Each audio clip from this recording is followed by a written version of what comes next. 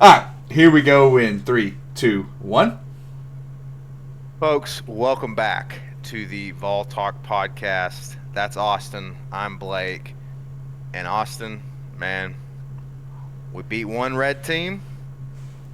Now it's time for the other red team. It is Georgia week. And man, the stakes have never been higher.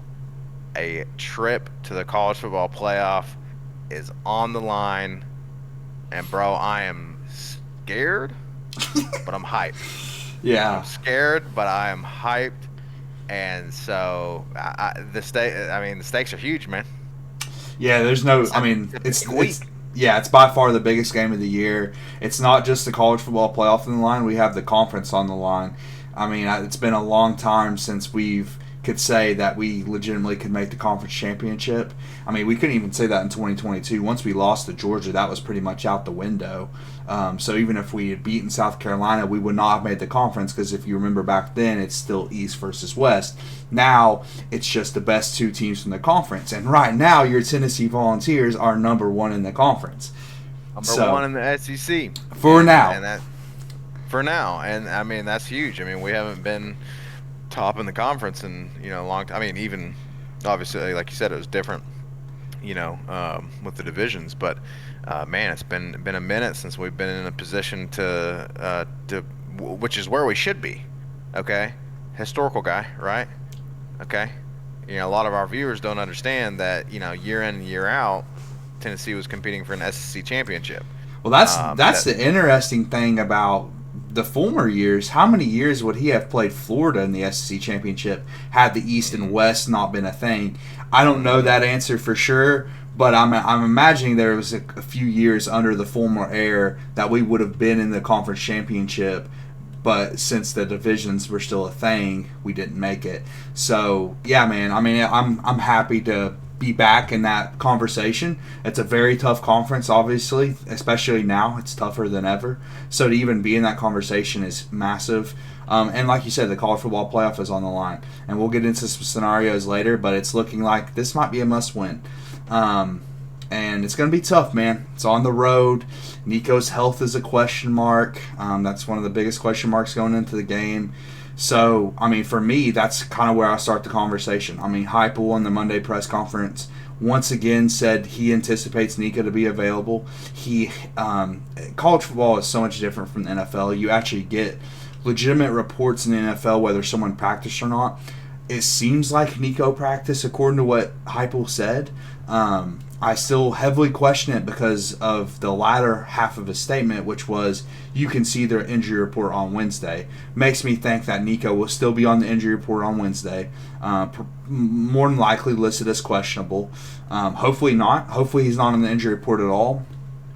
But I mean, I said it coming out of the Mississippi State review, man. If Nico doesn't play in this game, I do not believe we have a chance to win. I do not think we have a path to victory. I think Nico is crucial. We're going to need him to make big time plays, and I don't think Gaston has it in him. So if Nico's not healthy, man, we might be cooked. Maybe, yeah, and we'll see. Of course, you moved real quick past that little comment about Florida in the '90s, and again, the historical guy. I'd love to have an episode just Ooh, dedicated to that, man, that'd be because you're cool. absolutely right. We would have been it would have been us, and a lot of times when the Florida game was the de facto SEC championship early on in the year, but yeah, now it's coming down to this game against Georgia. Who's going to end up, on top. Right now, we're ranked number one, and it sucks that that it could potentially ride on this injury to Nico, right? Like that kind of sucks that it's like, and we already talked about that in the Mississippi State review. Is that man? Of course, this timing, right? We get an injury right before this critical, massively critical game. Potentially the most important. I mean, obviously every game is important at the time, right? But now that we're here, this becomes, the most important game of the year. So it's rough, but I think you're right. I think it's going to be very difficult if it is Gaston Moore out there. Now, could also be that, I mean, shoot, maybe let's say in a worst case scenario, maybe Nico is out and We do have to play more, and Georgia is ready for it, and they stack the box eight. Stack eight in the box, expecting heavy run Gaston game, rip it deep. And then Gaston lights them up. Yeah, I Who don't see knows? that, man. But I don't see that happening. I don't. I think you're right. I think Nico is the key to the game. So what's your hunch? Do you think? I mean, I, what's your hunch now? You think Heupel's telling the truth, or you think he's lying? I think he will play. But like I said, coming out of the Mississippi State game, man, it doesn't matter if he plays. The question is he healthy? Is he healthy? Is he healthy? Can he actually? Because what makes Nico special is his arm.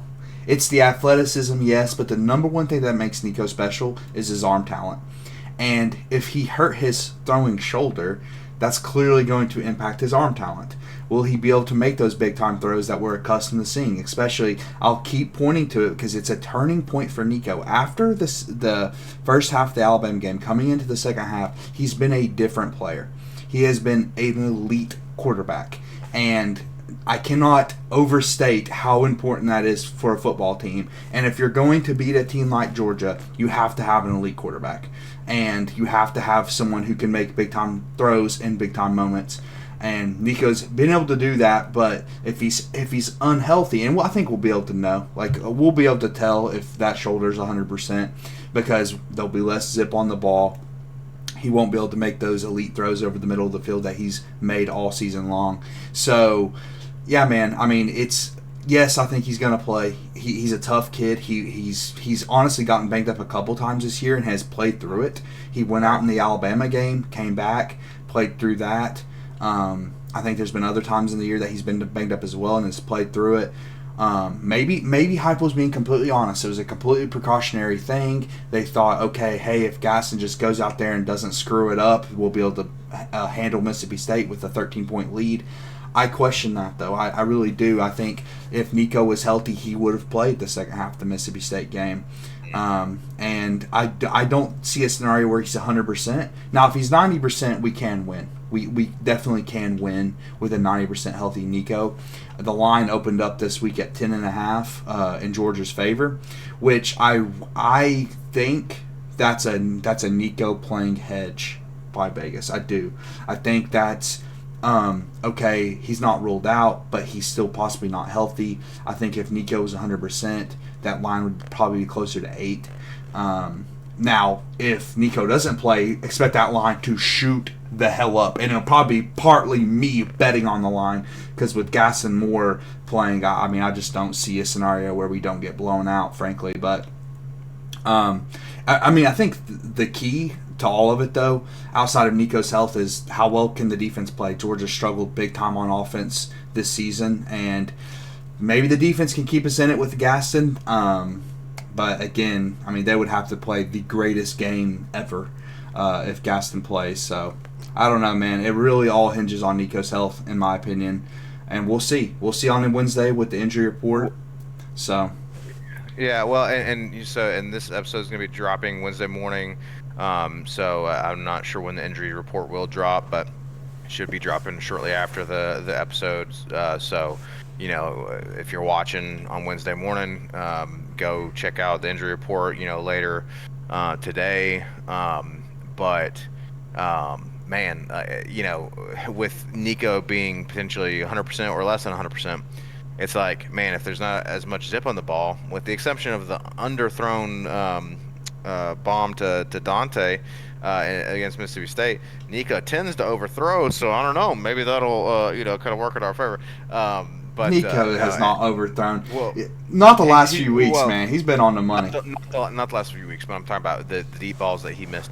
Prior in the year, he was overthrowing people a lot on those deep balls. But here's what I was wanting to say is that with the not being 100%, my worry with that, even if he's 90% or whatever, my worry is that because of those confidence issues that he did have, that he was having earlier in the year, My worry is that, okay, if he's not 100%, is his confidence going to be there? Is he going to be afraid to make decisions, in the pocket again? Is he going to be, indecisive? Is he going to be slow to get the ball out? And is he just going to generally lack, is he going to regress in his confidence, right? And so, yeah, I hope he's 100%. Obviously, at this point, it's just it's kind of a toss up in terms of, between him not playing or him playing but not being 100% or him being 100%. It's just a smoke and mirrors by Heupel. So, like you said, we'll see. And so let's assume that Nico. Well, let's assume first that Nico's going to play, and then we'll do a scenario where he doesn't play. What are the keys for the offense first, in terms of this game against Georgia? Well, I mean, if you look at Georgia, man, they haven't been as dominant on defense. I think if you look at that Texas game, that was probably their best game on defense this year. Outside of that, man, Georgia's been beating up on bad teams and even struggling with some bad teams. You go back to the Kentucky game, they struggled in that game. Now, you could say the Georgia defense played well in that game, but then again, it's Kentucky, and some of the coaching decisions we've mentioned weren't very good in that game, so that was a very losable game for them. Then they just got kind of blown out by Ole Miss. I mean, it just wasn't close. So Georgia has looked super vulnerable this year, even on defense. Now their defense is still the strength of their team. It's just not as dominant as that 2022 defense. Don't expect that defense to show up because they are not nearly as good as they were back in that game. So I think offensively, I mean, we're going to have to find a way to run the ball, dude. If you look, since Heupel has been here, we have not been able to run the ball consistently on Georgia. We just haven't been able to. Last year's game, Jalen Wright breaks off that 80-yarder to start the game. Everyone's like, man, we got a chance to beat Georgia. And then it all fell apart. I mean, I'm talking about consistently running. Being able to pick up 4 to 5 yards a carry on Georgia, we have not been able to do. And I question if we're going to be able to do it in this game, man. I mean, our offensive line has started slow in the run game pretty much. I mean, every game I can remember this year, we haven't been effective in the first half running it.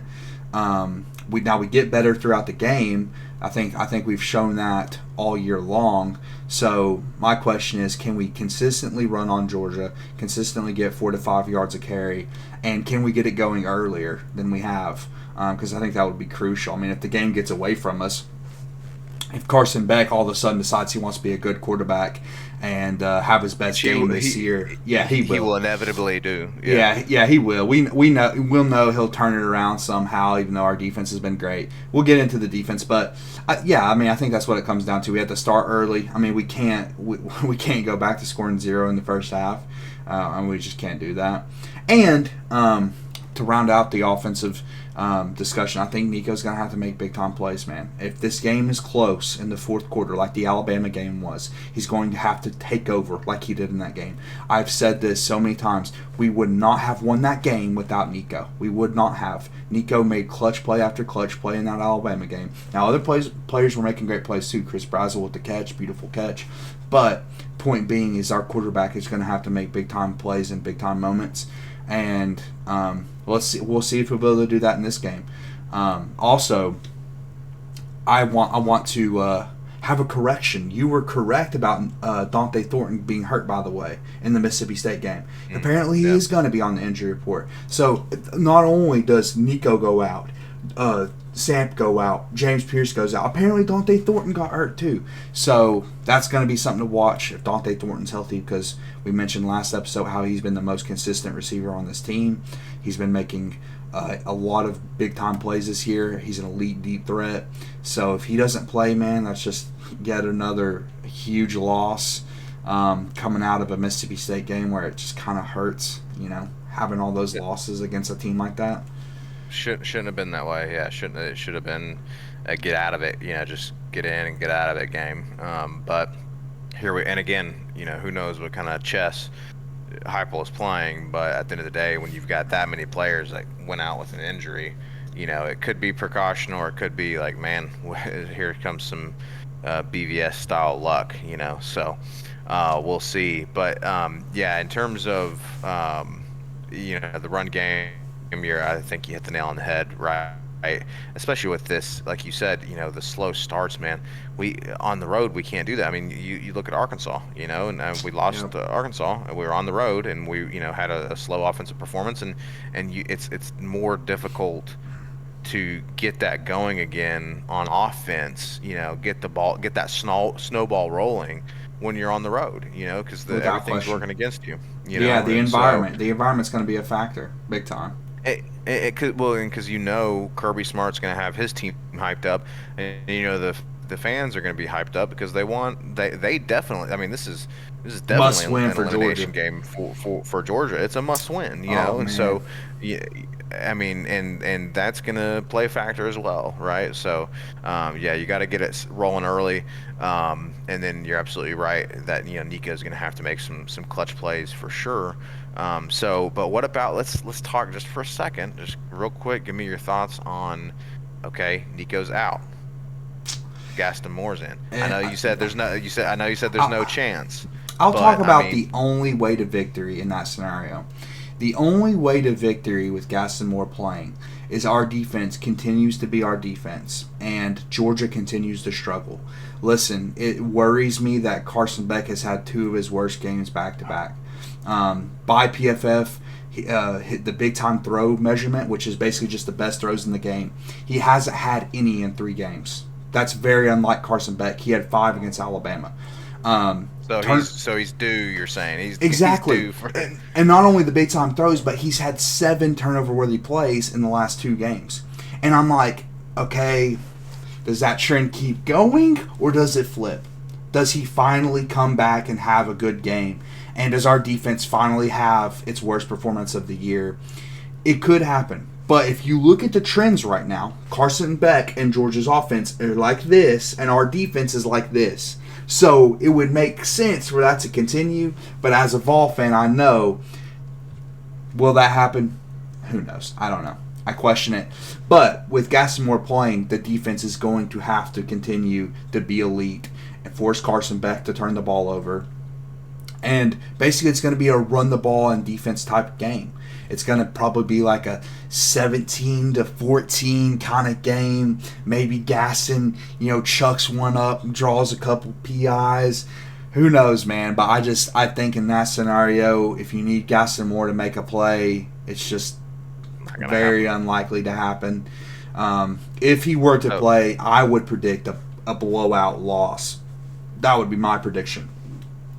But that who knows? that is not what we want to see. So that's a perfect segue then. So now let's talk about the keys to victory for the defense, right?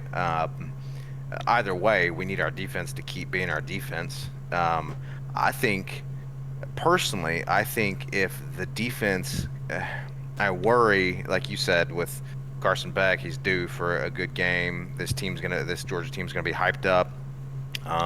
It's a must-win. It's a do or die, for them. So unfortunately, I think as per usual, we're going to get the best out of this Georgia offense. But if our defense can continue this 19 points or less, I like our chances, regardless of the quarterback, if we can hold them under 19 points or under Uh, 20 points. I mean, I like our chances, regardless. I mean, when your defense gives you that, regardless, you're going to be in a position to potentially win, right? exactly. Um, and so then, is that a must for the Nico or guy, like regardless of who the quarterback is, that we need to keep that streak of under 20 points, or what are the keys, to victory for our defense here? Yeah, I mean, again, I think we're going to have to make Carson Beck make the mistakes he's made really all season. I mean, especially the last 2 games, he's been terrible. Um, and that includes against a Florida defense, which isn't very good. So I think if the defense can get pressure on Carson Beck, force him to make bad throws, which we have done to every quarterback this season, dude. Every single quarterback. Go look at the stats from the quarterbacks that played Tennessee this year. You will not find a very good stat line. Actually, you know what? Let me try to pull that up real quick. What do you think about what I said while I try to pull this up? And yeah, in terms of, I mean, well, again, you go back to the Mississippi State review episode, and I talked about how, I mean, look at Jalen Milroe, right? We were able to hold Bama, to under 20 points, and Jalen Milroe just absolutely gashed LSU. Now Jalen Milroe has been a bit of a Jekyll and Hyde situation this year, but by and large, he's still a great player and a great quarterback, and we, were able to, keep him under wraps, and so. I mean, he's the best I, example of it. I mean, Jalen Milroe is yeah, a lot better, or at least this season has been a lot better than Carson Beck, and we completely shut down that team. Now, the caveat being Nealon definitely has an impact on the right, communication, but right, one thing that people always say is that defense travels, because they don't have to deal with the noise on the road. They're going in there and that they're just going to play their game. Now the offense is going to have to deal with the noise on the road. But defensively, that should travel into every game we play. So, from that standpoint, I mean, there's no reason to not be confident about our defense shutting down Carson Beck, other than BVS, and the fact that you can make a legitimate argument. Like, it's like flipping a coin. If Carson Beck's a coin, and the bad outcome is tails, he's hit like 3 or 4 tails in a row. And is he due for a heads? Now, football doesn't really work that way, but sometimes it can. Sometimes it's weird like that. You see a player who's been struggling and goes up against a good defense, and all of a sudden he just plays the game of his life. I mean, we see that all the time. Taylor Green from Arkansas played the game of his life against us. So who knows, man? I mean, But it's law of averages applies yeah, to everything. You're right. Sports is not like just a statistical thing. There's so many intangibles, but at the end of the day, there are averages in football. There are averages in anything. You can make it into some sort of mathematical average, and the average is eventually going to return. And so I think Carson Beck could, again, especially just because of the situation. It's such an unfortunate situation in terms of, they just lost to Ole Miss. They're going to be fired up, so. But yeah, so you got some stats for us on.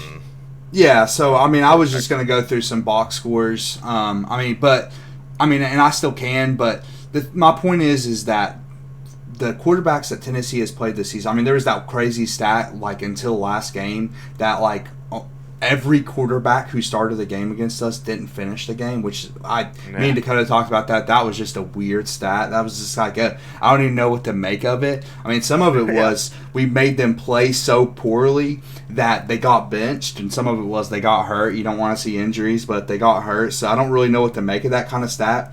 But I mean, I can go through the games here. Van Buren for Mississippi State, he went 10 for 26, 92 yards, 0 touchdowns, and a pick. That's not a good stat line. And then I was just looking at the NC State game. McCall threw 0 touchdowns, 1 interception, had like 100 yards. And then Milroe's the best quarterback we've played this season, right? We were just talking about Jalen Milroe. He went, let's see here, 239, 1 touchdown, 2 picks, man. Point being is that this Tennessee defense consistently all season long has shut down the opposing quarterback. And there might not be a worse SEC quarterback right now than Carson Beck. Carson Beck is the sole reason his team is losing football games. So, logically speaking, okay, if you take BVS out of it, okay, that is a classic. One team is really good at something, one team's really bad at something, they're going to expose the other team. Who knows? That is how we win this game. Nico Yamaleva. I butchered that terribly. And our defense. Yamaleva. And our defense, dude. That's how we win this game. Yeah. And again, we're going to have to be consistent running the ball.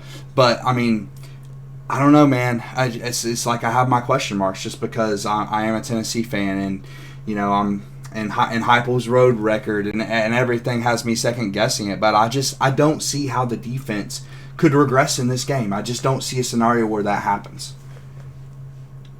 Yeah, I mean, again, like you said, it's illogical. It's just that we it's been illogical before, and BVS has struck us, right? So So we'll see. I would love nothing more than for us to expose Georgia's offense, or who knows? Who maybe Carson Beck will regress even further. He'll be so abysmal that we'll return to that odd stat of quarterbacks not finishing the game against us. Possibly. And he'll I don't know, get benched or something. Who knows? But at the end of the day, I think we need obviously to win the battle in the trenches. It's kind of a cliche because especially in the SEC, but it's a cliche because it's true, right? I mean, you got to win that upfront battle. I think our D line can do that, and then obviously the secondary, if they can continue to create some turnovers, then I think that especially on the road, right? It's so huge to get those turnovers to kind of take the wind out of that home field advantage. And so hopefully we see that. Hopefully we see that from the defense. Now, my sources are telling me that you've had a change of heart on special teams, and we should talk about special teams too, because you gave a shout out to the kicker last episode. So, I mean, you said it last episode, man. Max Gilbert is going to be a key to this game. I mean, he is, dude. He really is. I mean, when you have, listen, I mean, last week he went 4 for 4, hit a 51-yarder, career long. He's going to have to hit his kicks, dude. Hitting your kicks are important in games like this. I mean, one of the game I love to point to is the 2022 Alabama game, dude. That final kick. I mean, it's crucial. So maybe the break was made with the kicking game. Maybe General Nealon was right, but it doesn't start there. It starts on offense and defense. Yeah. So we'll see, man. I think another matchup to watch is Georgia's edge rushers versus our tackles. Let's be honest, not very good tackles. Mikael Williams for Georgia. He's projected first-round draft pick, edge rusher against Lance Hurd. That smells trouble. So, I mean, Nico's gonna have to get the ball out quick. I think that's going to be crucial because he probably will be under some pressure this game. I mean, I don't see a scenario where he's not under a lot of pressure this game. So whether it's Nico or Gaston, they're going to have to get the ball out fast, and hopefully the line can hold up, man. We really need to have them have their best game because even going back to the run game, dude. Yeah, and not commit penalties either. Oh yeah, that's going to be. Here's the thing, man. I'm not going to criticize Heupel. I'm actually going to get into some stuff about Heupel later that I'm just like, I'm amazed with what he's done with this program and what he can accomplish by winning this game. It's incredible what he can accomplish by winning this game. However, the penalties, man, are just something I come to expect out of this Tennessee team. I don't expect it to get better. I mean, we come out of every game being like, oh my God, look at all these penalties. We're one of the most penalized team in the country. I continue that to keep happening. I wish it didn't, but it's probably going to. It would be nice to be on the good side of variance in this game with penalties and hopefully not be penalized so much. I do think we've gotten a little fair shake the last few weeks because, I mean, I know fans love to complain about officials, but there was some absolutely absurd stats as far as opposing teams being called for penalties against us. I mean, there was like a 2-year stretch where an opposing team didn't get a holding call, that's stupid. That doesn't make any sense. That's just not. Talk about law of averages. That's just not logical. Right? Exactly. It's like hitting heads 100 times in a row. It's literally can't happen. There has to be some other forces at hand on that. Whatever Heupel must have pissed off the officials, I don't know.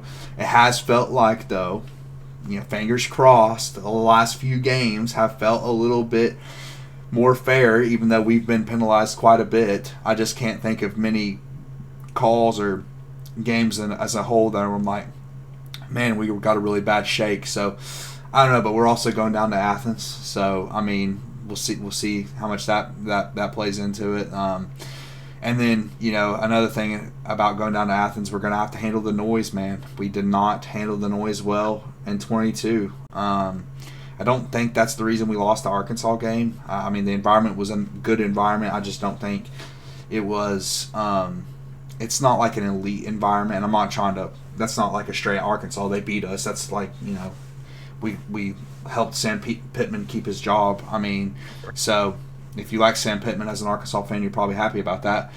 But point being is that we're gonna have to be able to handle the environment to a certain extent because we have not shown to be able to do that historically under Heupel in some circumstances. So I don't. I Yeah, mean, I'm a little worried, man. Like you said at the beginning of the show, I'm a little bit worried. I'm not gonna it's lie. it comes with the territory, man. The BVS territory comes with the territory of being a Tennessee fan. But you're right. The noise and that coupled with again the fact that we've been sloppy, especially the offensive line, in terms of committing penalties, and so that is I think if our defense does play like we hope it will, and like we've come to expect it will, and then we don't win the game, I think it will be a result of the offense sputtering, and Yes, it will likely be the offense is sputtering either because Nico's not playing well or he's not playing at all, and or it will be because of just killing drives with these penalties because man we've killed so I many drives with penalties this year, I agree with that and so analysis. I mean, I think again, I literally would make zero sense for this defense to play poorly in this game. It would make no yeah sense, Blake. It would like it would tell us. I mean, it would literally be the complete opposite of what we've seen from both teams. So the only way the defense is going to look like they played bad is if the offense turns the ball over a bunch and puts the defense in precarious situations. So I think you make a really good point. I mean, I think it's going to come down to whether the offense is functional and really it hasn't been against Georgia historically under Heupel. Now this season's a new season, but I don't think many of us are saying that 2022 offense is worse than this offense. Now the Georgia defense, so we already talked about the Georgia defense isn't as good either. So it's different, yeah. it's a different season. And I think we do have the momentum coming into the game, but also my immediate thought with Ole Miss losing or beating Georgia the way they did is Kirby's going to have Georgia more motivated than ever. Yeah. And that, I don't feel good about that, dude. I'm not going to lie. We really, honestly, Tennessee fans were probably happy to see Georgia lose, even though that also meant Lane Kiffin winning, which is never a good sign. But we really needed Georgia to win that game for a lot of reasons. For a lot of reasons. We'll get into playoff scenarios later. That's one of the big reasons. But yeah, man. I mean, my confidence level is low. But I mean, if I have any confidence at all, it's in the defense playing like they've played all year. And if Nico is healthy, I think we do have a path to victory in this game. I mean, Good shot, yeah. we do. We really, really do. And Yeah. that's from an objective perspective. Now, if he's not healthy, we do not. But it really it hinges on that, man. Yeah, it does. And you make a great point about Kirby Smart having these guys fired up. Is he great at stopping his players from driving under the influence? No. Is he a good motivator? Dude, He's probably the best motivator in college football. So did you see? I don't know if you saw this or not, but after they lost to Ole Miss, he had a Georgia player on the team. I think Jake Bobo is his name. I don't know. I don't really care either. But anyways, he was celebrating with Ole Miss fans, specifically like specifically a childhood friend of his, and Kirby was of course pissed about that. Somebody asked him in the press conference about it, and he was like, "Oh, what an idiot! What a stupid thing to do." He called his player an idiot and everything. But then people compared that to him talking about his players getting in, these accidents and having all these driving charges pressed against them.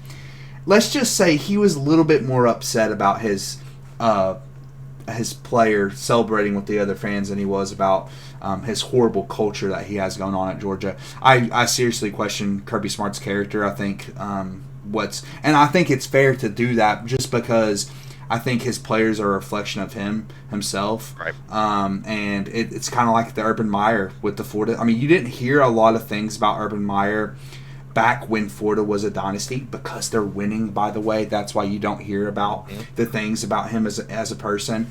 But all his players were getting in trouble, like consistently getting in trouble. I think I think it's a very similar situation in Georgia. I really Yeah. do. I don't think because I mean at the end of the day you didn't see that from Nick Saban's Alabama's teams No, ever no, of course not. Of ever. course not. So I think that is a reflection of Kirby. So yeah, that's just a stray at Kirby. So yeah, I don't know how that'll help our chances, but it's interesting, dude. It has to be said. It Like I said, I does. mean, credit where credit's due. He's a great motivator, and that's the point. Is that he's, obviously he's a competitor and he hates to lose, and so he's going to have him fired up. He was pissed at his player for celebrating with the Ole Miss fans. Not so pissed as long as they're winning. He's not so pissed about them, getting arrested, right? But Apparently not. So objectively, he's a great motivator. But also objectively, that's kind of Questionable. not a great look for your character, right? But so finally, before we get into our score predictions, you mentioned a second ago the playoff scenarios, right, and the implications for the playoffs. I think at the end of the day, we saved the best for last, right? That's what is on a lot of our minds, a lot of Vol fans' minds is, what are the playoff implications? And I don't know that we have time to go into every single scenario, but let's just talk about this game, right? Win and you're in. Pretty much. Pretty much. Now we got to, win out, all that good stuff. But win and you're in. But I mean, because if we win this and then we win out, we'll be in the SEC championship, and then even if we lose that, You're and we're a 10-2 SEC runner up, then you're in. Well, we'd be 11-2 at that point because we go 11-1 regular season. Well, yeah. So two losses, a 2-loss SC runner up, you're in, right? But yeah, 11-2, and so then I guess it comes down to if we lose, right? So what are your thoughts on like what does this look like? What are the implications for the playoff? Well, first of all, I agree with what you said. If we go 11-2 with an SC championship loss, I think we'd be in. Now, I will say this: if we win this game, dude, I'm gonna be pretty bullish on these Tennessee Vols. Let me just say that I'm gonna be picking us to win that damn SEC championship game. But that's neither here nor there. I'll get into that after the score prediction and things like that, and what that means for Heupel and everything. But it's a fair question, man. What if we lose this game? Now, I had mentioned this to you off camera after our last show. I kind of want to hash this theory out with you and kind of get it out there for some of my buddies who watch the podcast or hopefully they're listening all the way through. But anyway, point is I want to get this theory out there.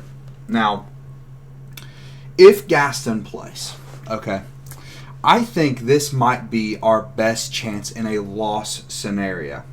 And the reason I say that is because if Nico is healthy but not healthy enough to play against Georgia, and he comes back against UTEP, and he beats the hell out of UTEP, and he comes back against Vanderbilt, he beats the hell out of Vanderbilt. We obviously lose with Gaston playing against Georgia. We all agree on that. We'd be 10-2. Well, in that scenario, in that 10-2 scenario, the committee can say, well, they lost to Georgia. Let's say we keep it somewhat close. Let's say it's like a 13-point loss to Georgia, whatever, with Gaston Moore. You could definitely make the argument, okay, what if they had Nico? That team probably should be in, okay? Because imagine if they had their starting quarterback, they had their most important player was out against Georgia. I think that could help us, man. I could be wrong. Maybe that's the optimist in me. I really think that could help us. Now, if we get annihilated with Gaston in, and especially if Nico, God forbid, if Nico's out for the year, we already know what the committee's going to do to us in that scenario. We saw that happen in 2022. So we already know what's going to happen in that scenario. But and it'll probably be fair. But anyway, in this case. But anyway, I think, man, they could give us the benefit of the doubt in that scenario, man. I really think they could. Yeah. Now, if Nico plays and we get blown out, I'm telling you right now, Vols fans, just don't make your plans for the playoffs. Don't expect for it to happen, because we know, again, much like the 2022 scenario me and Blake just mentioned, that it doesn't matter what happens from here on out. If Alabama's record reads 10-2, and Tennessee's record reads 10-2, even with Tennessee winning the head-to-head, we know what the playoff committee's going to do, man. We know what they're gonna do. It's gonna be crooked. Okay, it's gonna be under the table Alabama bias. Period. Point blank. That's all it is. It's Alabama bias because they're. Listen, you can say they beat Georgia, and if Georgia goes 10-2, that's a good win. Why are we counting the LSU win as a good win at this point? Why would we count that as a good win? LSU is not a good football team. Okay, and plus the big elephant in the room. Tennessee beat Alabama. Period. Yep. If you have the same record as a team that you beat, there should be no scenario where the team that lost that head-to-head matchup is ranked above the other team. None. But it will happen. Okay? So we need to all mentally prepare for that scenario to take place. And that's just Alabama, dude. We're also looking at a 10-2 Ole Miss team potentially. Ole Miss, yep. 10-2 Georgia, of course, would get in because, of course, in Georgia's scenario, the head-to-head means everything. The head-to-head means everything. How could you not put Georgia in? They beat Tennessee.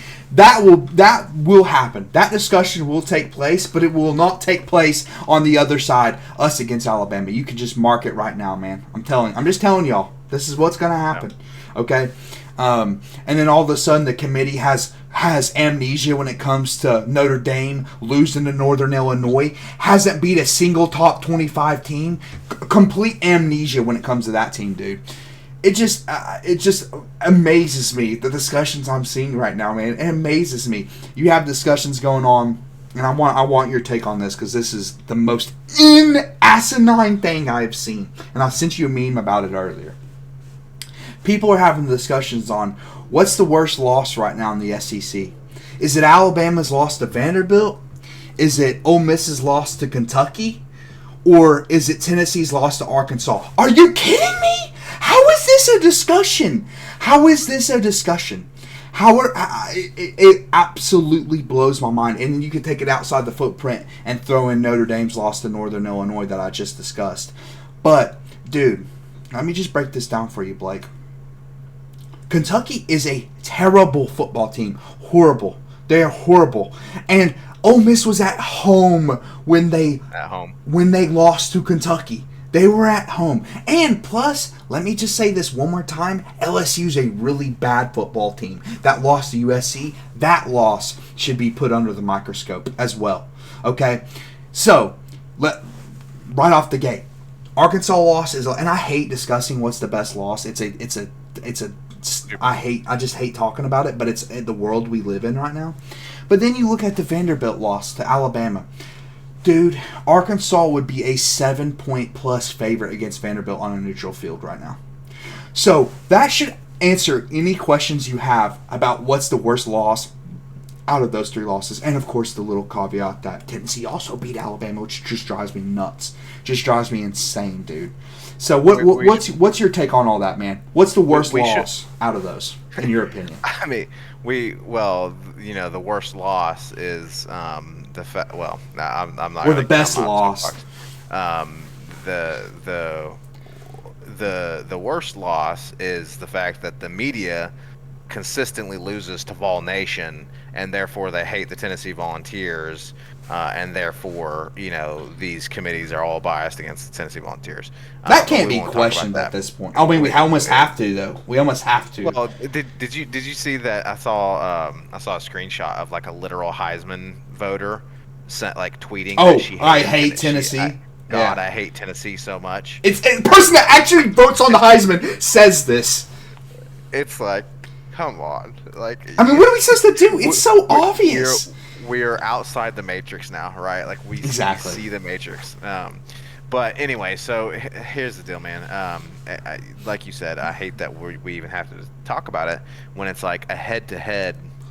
In 2022 and it didn't matter because we weren't in the playoffs.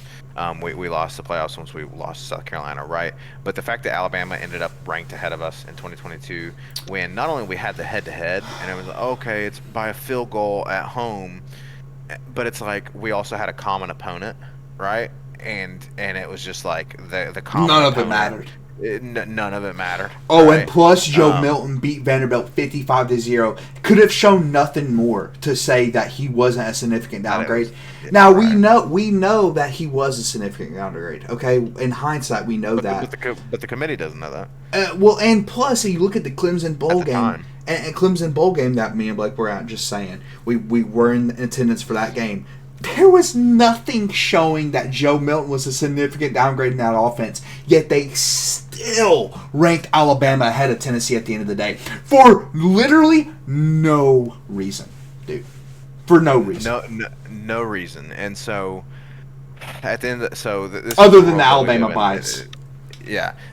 Now we've beat Alabama by a full touchdown. Right. Still at home, but we beat them by a full touchdown. But we're still going to have to be talking about this. We're still going to have to be talking about the head-to-head win be damned, right? So with the losses, look, I think that there is no logical way a person wins that argument when you start talking about losses. None. Because the University of Alabama lost to Vanderbilt, and props to Vanderbilt. You and I live in the state of Tennessee. I like to see the rest of the state doing well. It's cool. Same. It's great. I love to see little brother doing good. But it's Vanderbilt, okay? It is Vanderbilt. For God's sake, their attendance at their games is lower than some high school games in Texas. Okay. Um, they lost to Vanderbilt and Alabama, that is. And as you pointed out, Ole Miss losing at home To Kentucky, to Kentucky, who's won 3 games and this year, by the way. One of which being and Ole Miss. and, and we all know that Arkansas is not as bad of a team as their record lets on, Dude. right? And everyone wants to sing Texas A&M's praises, and Arkansas, it was right there with Texas A&M, okay? And we had Arkansas on the road in a prime time on the road at night in Arkansas, right? And then like I said, or like you said, it's we don't even have to frickin' talk about like the NIU loss for Notre Dame, right? Like that's just Give me a break, again, man. And they've all forgotten and about the media, it. It's insane, dude. the media's bias gross. for the media's bias for Notre Dame is like historic, right? Like that's an entrenched tradition at this point for the media to be biased Overranking for Notre Notre Dame. Dame. I mean, for God's sake, like and Brian Kelly has a history of being overrated too. But it's like Notre Dame, consistently overrated, and then they get absolutely exposed when they get to these championship games or get to the bowl games or whatever. So anyway. Here's the deal. At the end of the day, the loss, the best loss or the worst loss or whatever discussion is absolutely asinine. There is no question that Ole Miss's loss and Alabama's loss are worse than Tennessee's. It's not even debatable, dude. It's not even debatable. It is not debatable. So here's where the debate does come, right? Is the schedule and the wins, right? And I can start to hear someone saying, okay, Alabama has good wins, and again, like you said, this LSU win questionable. Now they did win handily, right? So unfortunately, in the world that we live in, the playoff committee is going to favor that highly, right? The fact that they blew them out on the road, right? They blew them out at Death Valley. Now it was raining and. Like you said, again, I don't even want to talk about the fact that LSU is not who we thought they were. But my point is that the wins discussion is like, okay, who has better wins? Okay, Ole Miss, beat Georgia. Alabama, has this win against LSU and a couple others. But at the end of the day, that's when it comes back to the head-to-head. Because okay, Alabama has these good wins, but guess who beat Alabama? Exactly. And we can't control who we have on our schedule. We can't control that. We can only play who's on our schedule. And we played Alabama and we beat them. And so if Alabama has good wins, then what does that mean for Tennessee, who beat Alabama? I mean, you would think that the committee would think that way. By the way, I'm looking up. I just realized the college football rankings should have dropped. We should get the playoff rankings right now. So I'm trying to get those up as I speak. I But thought yeah, that was man, you would think that that's how the committee thinks, but unfortunately they don't. I mean, they're really not thinkers. They want to get they want to get their team in. That's the reality. They want to get their team in. I just saw Georgia's still in the top 12, so just expect if we lose to Georgia, we're going to be. My point is, if we go 10-2, dude, I don't think we're making it. I mean, the way I'm looking at it right now, I just don't think we're going to make it. I have a question for you, dude. Why should Texas be ranked ahead of Tennessee right now? Give me no, seriously. Somebody articulated an argument why Texas should be ranked ahead of Tennessee. Their best win is beating 5-5 Michigan. Riddle me that. No, it makes I guess no because sense. of the hype. My point. I mean, they had more hype coming into the season, and so that that's and it it's right Texas, there. and That's it. It's the preseason rankings. They got annihilated by Georgia. They have 0 top 25 wins right now. 0, none. So that's just something to look at, man. It's unfortunate, dude. It's unfortunate that every other 10-2 SEC team outside of Missouri is probably going to make it because Missouri played nobody and they're terrible. And us, for no reason. We will be the team left out. Just prepare yourself, all nation. They will find a way, if we do not beat Georgia, to leave us out of the college football playoff unless absolutely havoc takes place in the rest of the conferences. Because, I mean, just looking outside the footprint, man, I think 4 Big Ten teams are looking like they're going to make it. I mean, you're looking at Ohio State, Indiana, Penn State, and Oregon. I was going to say that too, man. And like, let's talk about that for just a second, because it's like, how much weight is beating Michigan right now carrying? Okay, because it's blowing my mind, dude. It's killing me. Indiana has not beat anyone, and props to Indiana. They're undefeated. That's great. But if they lose 63-0 against Ohio State, they should not make the playoff. They should not make the playoff. Who have you played? Exactly. They've played nobody in the top 10 at all. They played no one in the top 10. Funny enough, right now the playoff committee just ranked, rightfully, Ole Miss ahead of Georgia. They're 11th, and Georgia's 12th. Again, I asked the playoff committee, when you inevitably rank Alabama ahead of Tennessee, what is the justification other than the A on their helmet? There is no other justification. And plus the T on our helmet, because as Blake discussed, there is a legitimate bias in the college football media against Tennessee. Every team says that. It's not true for every team. It is true for our team. It's historical. Just go look at Heisman races, playoff rankings, things like that. There is a legitimate Tennessee bias. So really, dude, I mean, I don't know, man. To put a bow on the scenario discussion, I think the scenario is if we lose, we're out. I mean, I just don't see. I mean, there's 2 ACC teams right now that's probably going to make it. BYU stays undefeated because their terrible Big 12 officials let them win that Utah game. It's just, I mean, it's disgusting what I'm seeing from other conferences and other officiating crews letting teams like Miami stay undefeated even though they just lost to Georgia. Miami's a terrible team. Let me just tell you right now, Tennessee would beat the damn brakes off Miami, okay, at full strength. Miami is terrible. It's yet another team that's in this discussion without a top 25 win. And it's just another team almost that probably lost to Louisville, by the way. They've almost lost several games. They must have lost Virginia Tech. They were losing to Duke for a minute. I mean, it's not a good team. The ACC is not a good conference. Unfortunately, they're probably going to get 2 teams in. In certain scenarios, if SMU wins out and loses the conference championship to Miami, they'll probably get in. It's crazy, man. Like all these teams that we'd probably be favored against, or likely beat, are probably going to make it in over us because we have to play Georgia and Alabama every single season.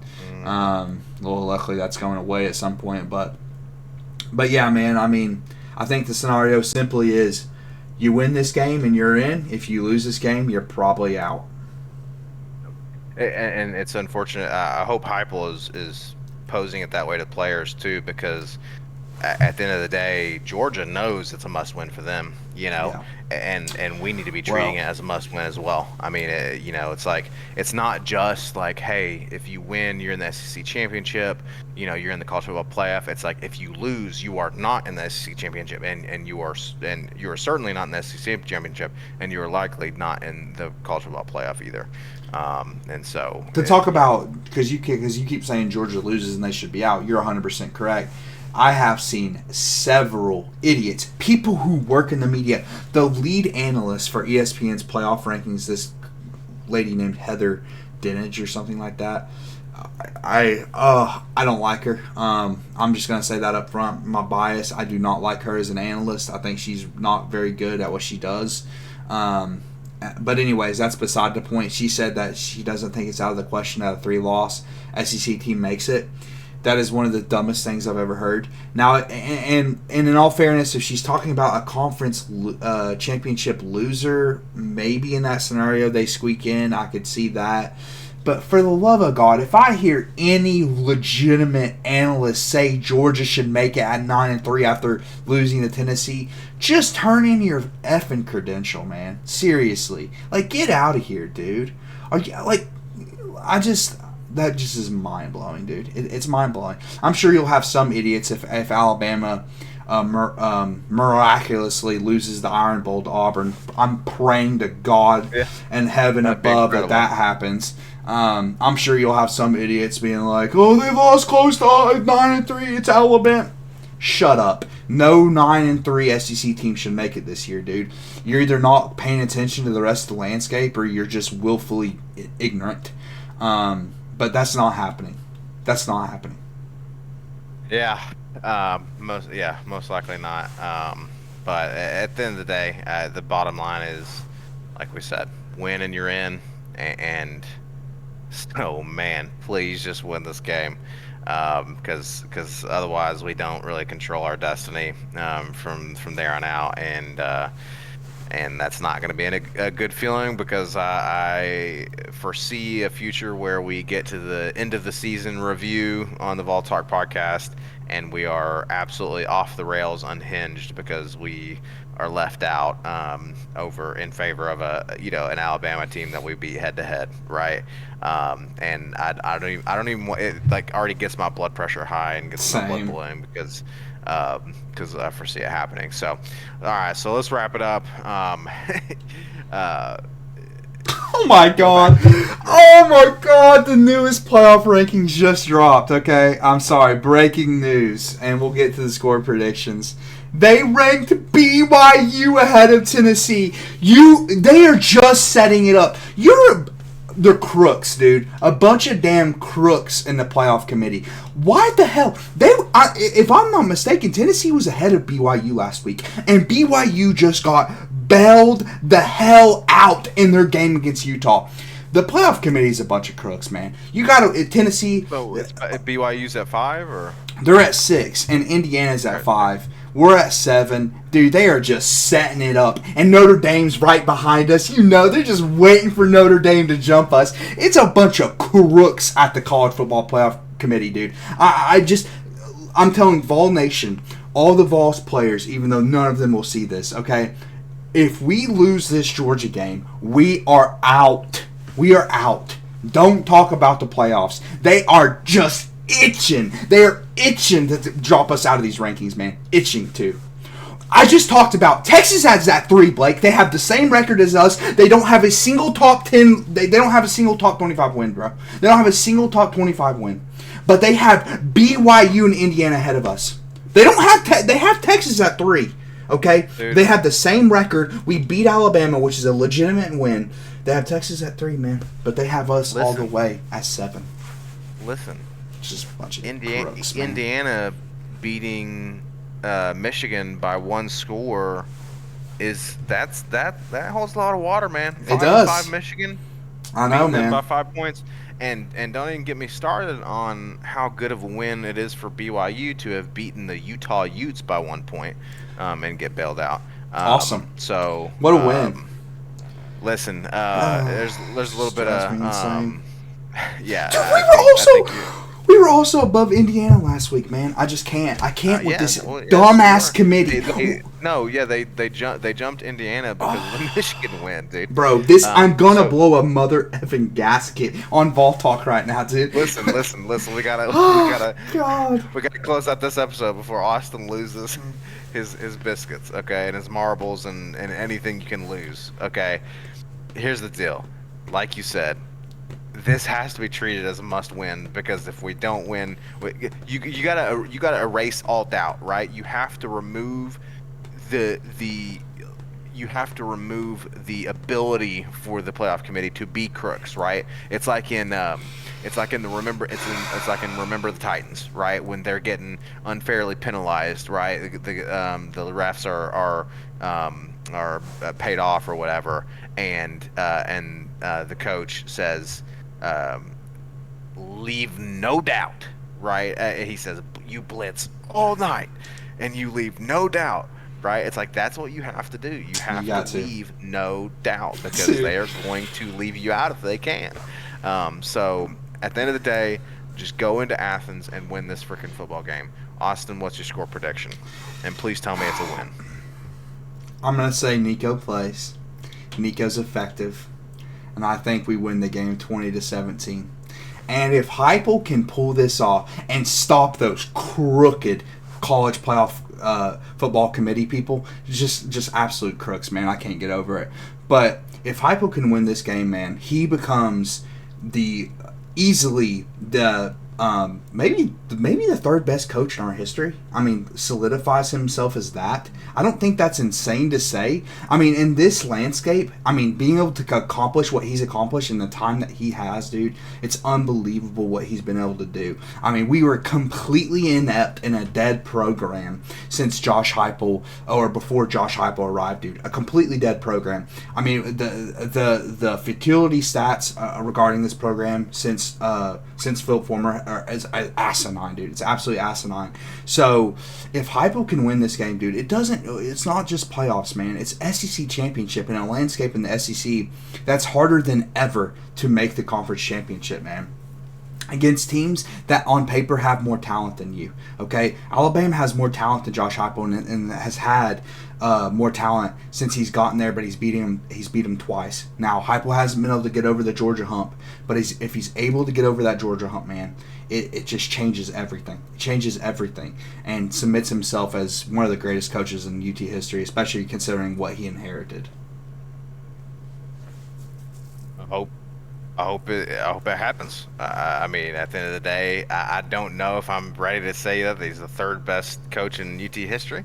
But I think you're absolutely hitting the nail on the head in terms of what he's been able to do with the program. And so let's freaking beat Georgia and let's, get in this college football playoff and solidify, Josh Heupel's legacy in terms of turning around our program, building it, back from the ashes. I think the defense, for me, I think the defense is going to lose their 20-point streak. I think they're going to allow exactly 20 points, and I think we are going to score 24 points. I think it's a go-ahead field goal from the man, the myth, the legend, Max Gilbert.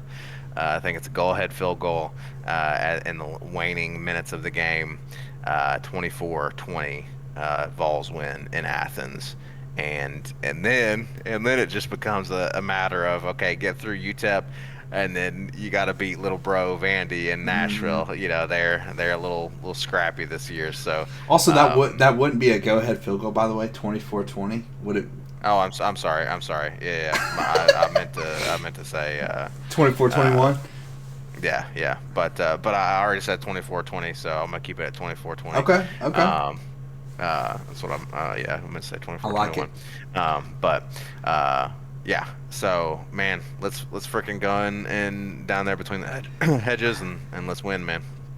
That's all I got to say. That's all I got to say. So, all right, Vols fans, we will see y'all on the other side of this Georgia week. again, beating this other red team.